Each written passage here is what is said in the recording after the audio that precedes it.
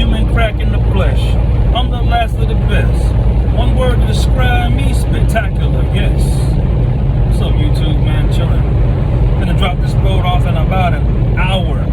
So I got a little time to talk, right? You know, what I was thinking about just now, because on this road I have hella time to think, and I got hella time to wire my the put shit together, man. Like, driving trucks is such a healthy thinking space. Like, motherfuckers call me, but it don't, like, motherfuckers be calling about their problems and stuff, but I do get to zone out for a while and get the chance to piece shit together. But what's on my mind right this second is, you know, I was just riding around and something occurs to me. I don't get into any shit when I'm on the road. Like, I can go to South Carolina, North Carolina, Florida, Alabama. Because a motherfucker was asking me the other day, what was it? I went to, what the fuck was I the doctor for? Oh, it was this old diabetic, I was doing this little diabetic shit, right? So he was like, no, it wasn't that. I had a pinched nerve in my back. Because in this truck, when you drive this motherfucker with 40,000 pounds, when it throws you around and shit, I had a pinched nerve in my back, and they had to give me medicine for it. So the guys asked me all the states I've been to. So I was like, yeah, I've been to Florida. He's like, no, he's like, have you yeah, he said all the states I had been to. He said Florida, Georgia, Alabama, Texas, South Carolina, North Carolina, Virginia, Philadelphia, Wisconsin, Illinois, New York, Kentucky, Tennessee. He's like, golly. And I just was sitting there thinking to myself, I'm in Ohio now. I was like, damn, I don't get into any shit until I get back to Georgia. Like, I'm not saying that nobody out here won't run up on me and do anything, or nobody won't, you know, stuff won't happen, because stuff happens anyway. But what I'm saying is, most of the bullshit in my life does not happen until I get back to Georgia. And it kind of got me thinking. I was like, damn, like, sometimes I don't even be wanting to go home, bro. Like, you know, taking time off for the struggle shit is good, but, I mean, if it's up to me, other than seeing my daughter, I don't give a fuck about being at the house like that. It does nothing for me. Like, I'm telling you, like, every time I cross the line of Georgia, like the state line, I cross the state line, either I get pulled over by a trooper, you know what I'm saying? I gotta worry about some old fuck shit back home because of the type of shit motherfuckers is into. And it just made me think to myself, like, if I acted on all the crazy negative shit that I really was mad about, because, I mean, trust me, just because I choose to make the right choice does not mean I have things I'm not still angry about. But I think there's a choice, you know what I'm saying? Like, I was on Facebook earlier, and one of the guys I knew from high school, from back in the neighborhood, he moved to Seattle. He just put up, like, his credit score went up to 780, and I was like, yo, that's some good shit. And it made me think to myself, I was like, you know what, he probably, it takes motherfuckers leaving Georgia, well, Hazlehurst specifically, to really get their shit together. Like, motherfuckers really get their shit together when they leave Hazlehurst. Like, basically what I'm saying is you gotta remove yourself from the fuck shit. Like, you gotta keep yourself out of it. Like, fortunately, where my kid stays at, it's an abundance of fuck shit. But I make it my business to not go around. Reason being, because I used to be one of the type of niggas, if I ain't scared of you, bro, I'ma come find you. I'm bringing this shit to your front door like dominoes. You know what I'm saying? Like, if I got a problem with you, I'm gonna let you know I got a problem with you, and I'm gonna find you. And you know, a lot of times when I did that type of stuff, a lot of times I was putting my job on the line, putting my career on the line, putting my background on the line, like, to prove a point to a motherfucker who really don't give a fuck about me. Like, not even like saying like he don't like me.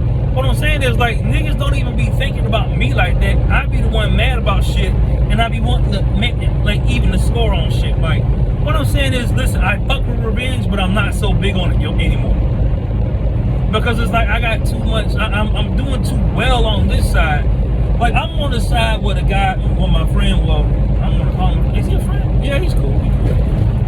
I'm on the side of the spectrum where it's like I'm trying to improve my credit score, and I want to buy my own truck and own my own businesses and buy LLCs. And like my friend, me and this girl are real close.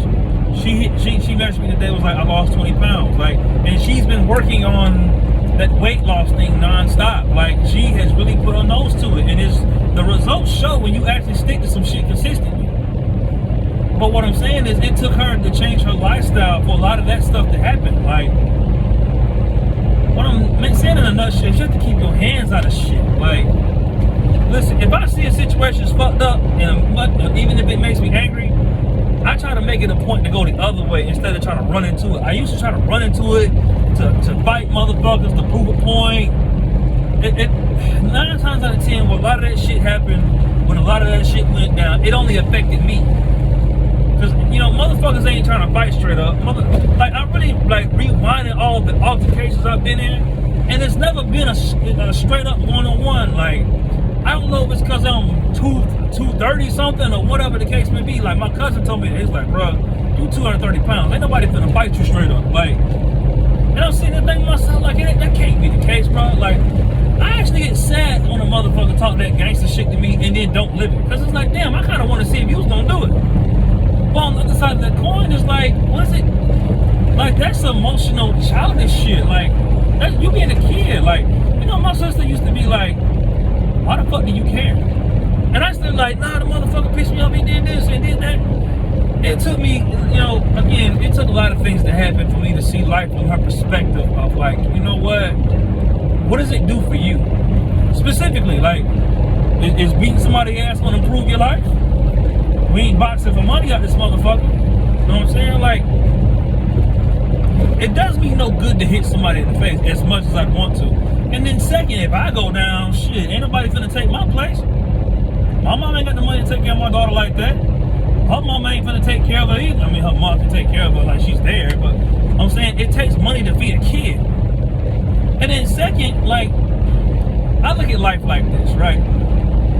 For all the fuck shit that everybody does, like selling drugs in the street, doing bullshit, eventually at some point you're going to turn 40. You're going to get older whether you want to or not. What position do you want to be in life at 40 years old? And I think that's what made me jump into trucking. Like, nuclear plant was just me hustling. Like, it's almost like selling legal bricks and shit.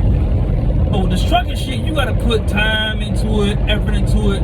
You gotta grow some shit with this trucking shit. And it kind of made me think like, damn, when I'm 40 years old, I would like to own my own truck, own my own business, to where I don't have to get out of bed every goddamn day. And look, basically what I'm getting at, if I can run a load, hypothetically speaking, say from Georgia to like, I don't know, Lakeview, Florida.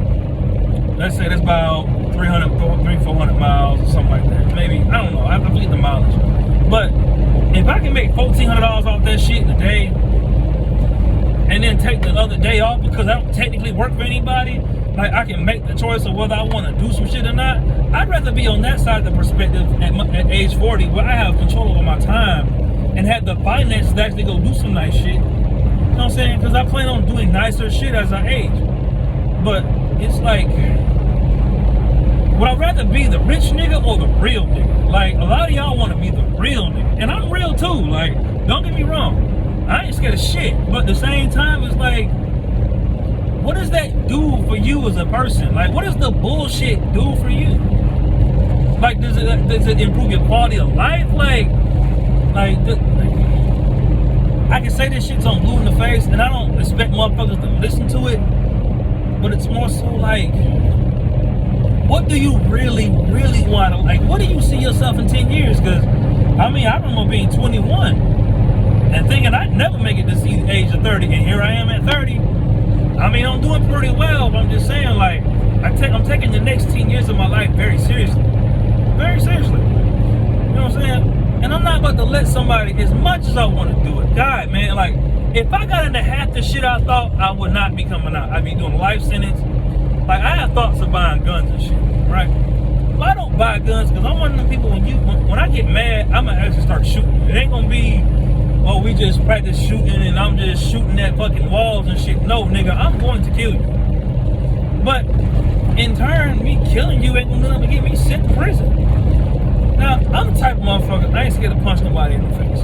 But what does punching somebody in the face actually do for me? In the daytime, niggas ain't finna get their ass whooping and that be it. You know what I'm saying? Niggas ain't straight up fighting nobody no more. Like, you beat a nigga ass, you gotta like be ready to shoot him because he finna come back with his homeboys for to shoot your house up. What I'm saying is there's no point in mixing in the streets. It's like there's nothing in it for me. I don't go around around nobody that doesn't give me anything positive, and I don't associate myself with anything that doesn't give me anything positive. Now, my friend used to always tell me, she was always like, you know what, you're a lot better than the shit that you get yourself involved in. And it's funny because I look at her the same way, but I mean, a lot of times, but she's made this lifestyle change to where things have improved for her, and it's like, why even associate your energy with someone that's not giving you the same thing back? Or you can't learn nothing from this person, or you can't grow with this person, or I'm saying people in general, like, I don't talk to motherfuckers I can't learn from. Because I don't feel like I know everything, and quite honestly, it ain't worth it. You know, my uncle used to really tell me that, and I remember him being a brawler like a motherfucker back in the day. Him and all my other uncles, they used to fight all the goddamn time. He used to tell me, man, this shit ain't worth it. You ain't gonna get nothing out of it. And every time I get into it with a motherfucker, it's always me on the short end of the stick. No matter how I slice it, no matter how I feel about it, no matter what I try to do to the person, whatever the case may be, every time I get into it with someone, it's always me that ends up suffering from it. So I'm just saying, don't associate your energy with negative energy. If you can avoid it, by all means avoid it. Because let me tell you something about motherfuckers on bullshit. The shit gonna come around and fuck within 360.